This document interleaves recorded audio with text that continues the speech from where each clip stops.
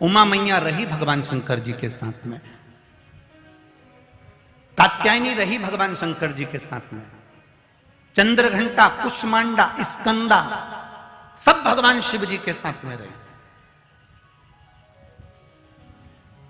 परंतु भगवान कभी अपने साकार विग्रह में नहीं आए। भगवान लिंगायत स्वरूप में थे, लिंग के स्वरूप में थे। जो ब्रह्मा जी ने और भगवान विष्णु ने जो प्रकट करा था एक अग्नि के खंभ से, एक पर्वत के खंभ से, भगवान शंकर का जो शिवलिंग, जो स्वरूप प्रकट करा था, मेरा देवाधिदेव महादेव सती मैया के साथ में रहे तो वैसे ही रहे, उमा जी के साथ में रहे तो वैसे ही रहे, कात्यायनी जी के साथ में रहे तो वैसे ही रहे, चंद्रघंटा, कुष्मांडा, स्कंदा के साथ में रहे तो वैसे ही रहे। पर जब पार्वती जी के यहाँ विवाह करने के लिए गए और पार्वती जी के यहाँ विवाह करने के लिए गए, तब सारे 33 कोटि देवी देवताओं ने शंकर भगवान की आराधना करी। तब भगवान शंकर पार्वती जी के दरवाजे पर अपना साकार स्वरूप प्रकट कर कर जाते हैं। अपना साकार स्वरूप उन्होंने प्रकट किया।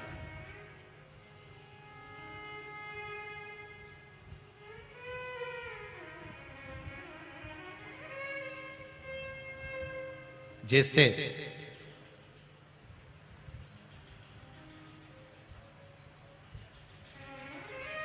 बहुत भारी रोग होने पर वट वृक्ष के नीचे चढ़ाया गया जल शरीर को लाभ देता है। बहुत बीमारी होने पर उसी तरह भगवान शंकर का शिवलिंग और भगवान शंकर का साकार स्वरूप, भगवान शंकर का शिवलिंग और भगवान शंकर का साकार स्वरूप, इन दोनों में बहुत अंतर।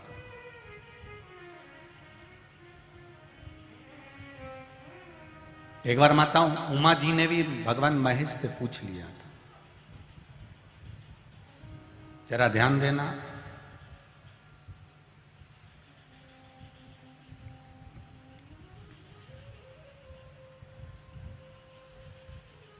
एक बार माता उमा ने महेश भगवान से पूछा था काशी में, नंदन वन में माता उमा बैठी हुई है और भगवान देवाधिदेव महादेव आज नंदी पर आ रहे हैं।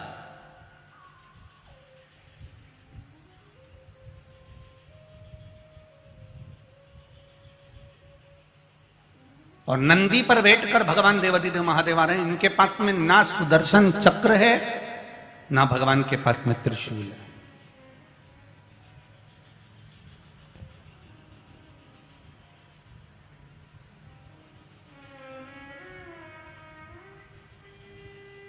पहुंचे नंदन वन में,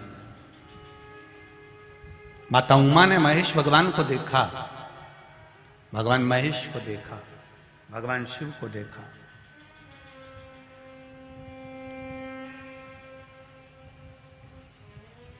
प्रभु, एक मेरे मन में संशय है, आप उसको क्या मिटा सकते हैं? शंकर भगवान ने बोला, बोलो क्या संशय? संशय केवल इतना सा है, काशी में कल्प वृक्ष है,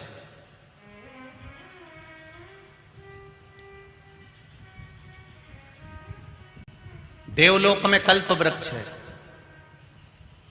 कई जगह पर लोग कल्प वृक्ष लगाते भी हैं, सारी दुनिया में कल्प वृक्ष है। उस कल्प वृक्ष के नीचे कोई बैठता है और बैठा तो जो मांगता है वो उसको मिलता, कामना की पूर्ति होती है।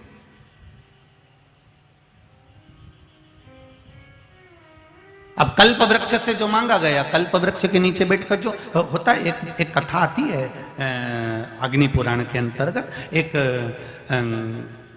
कल्प वृक्ष के नीचे एक व्यक्ति जाकर चलते चलते चलते चलते थक कर कल्प वृक्ष के नीचे बैठ गया। उसको नहीं मालूम कि यह कल्प वृक्ष है, उसने बस उसके नीचे बैठा और बैठते से सोचा, भगवान बहुत भूख लग रही है, परमात्मा कहीं से भोजन आ जाता तो अच्छा। इतनी देर में चांदी की थाली में सोने के कटोरे लगे हुए भोजन आ गया, उसने कर भी लिया। अब मन में सोचा भगवान क्या भरपेट भोजन मिला, कहीं से गादी तकिया आ जाए तो मैं तो सो जाऊं। इतनी देर में गादी तकिया भी आ गया, वो सोने भी लगा, लेटा ही था। इतनी देर में उसके मन में आ गया और कहीं से शेर आ गया और मुझे खा गया तो। इतनी देर में शेर भी आ गया, उसको निपटा भी गया। उसको नहीं मालूम कि मैं कल्प वृक्ष के नीचे बैठा हूं।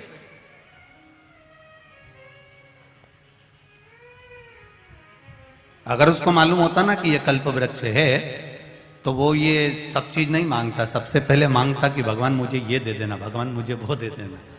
उमा जी ने भगवान महेश से एक प्रश्न किया, भगवान महेश से एक प्रश्न किया है कि भोलेनाथ, हे महेश, हे बाबा देवादिदेव महादेव, मेरा निवेदन है, सतयुग है कल्प वृक्ष है, त्रेता युग है कल्प वृक्ष है, द्वापर युग है कल्प वृक्ष है। इस कल्प वृक्ष के नीचे जो बैठता है उससे वो मिल जाता है। क्या कली काल में कोई कल्प वृक्ष नहीं होगा? देवादिदेव महादेव ने जो कहा, मैं इस बड़ोदरा की पावन धरा से कहना चाहूंगा, आप भी जरा ध्यान लगाकर सुनना। जितने आस्था चैनल पर सुन रहे हो, जितने फेसबुक यूट्यूब पर सुन रहे हो, और जितने इस बड़ोदरा के पावन ग्राउंड में बैठकर सुन रहे हो, लाखों की संख्या में आप आए हो, उसको ध्यान लगाकर सुनिएगा जरा। माता उमा भगवान महेश से कह रही हैं कि सतयुग में कल्प वृक्ष है, त्रेता में कल्प वृक्ष है, द्वापर में कल्प वृक्ष है, क्या कलयुग में कल्प वृक्ष नहीं होगा? भगवान महेश ने कहा, कौन कहता है माता उमा कि कलयुग में कल्प वृक्ष नहीं होगा? कल्प वृक्ष तो होगा, पर उस वृक्ष के नीचे कोई भी कितना भी बैठकर मांग ले, उसे कुछ नहीं मिलेगा, कुछ नहीं मिलने वाला। सुन लो री बड़ोदरा वाली जीजियों अच्छे से, और जितने बैठे हैं मेरे जी जाऊं, तुम भी अच्छे से सुन लो, ध्यान से सुनिए।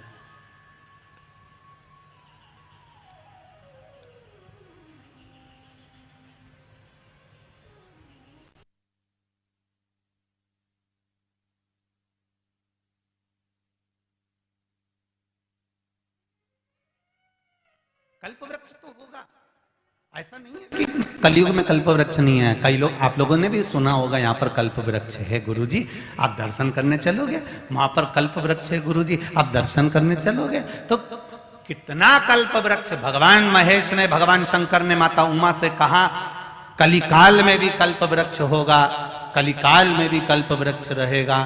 तो क्या कल्प वृक्ष जब कलिकाल में रहेगा और आप कह रहे हो कि मनुष्य कितना भी उसके नीचे बैठ जाए पर उसका कोई फल नहीं मिलेगा, तो क्या संसार में जैसे केला नकली होता है, सेवफल नकली होता है, खाने वाला तेल नकली होता है, घी नकली होता है, पेट्रोल भी नकली हो गया, तो क्या कल्प वृक्ष भी नकली होगा क्या? शिव जी मुस्कुरा के बोले, री पार्वती, ए उमा, कल्प वृक्ष नकली नहीं होगा, पर जो उसके नीचे बैठा है वो नकली। कल्प वृक्ष क्यों नकली होगा?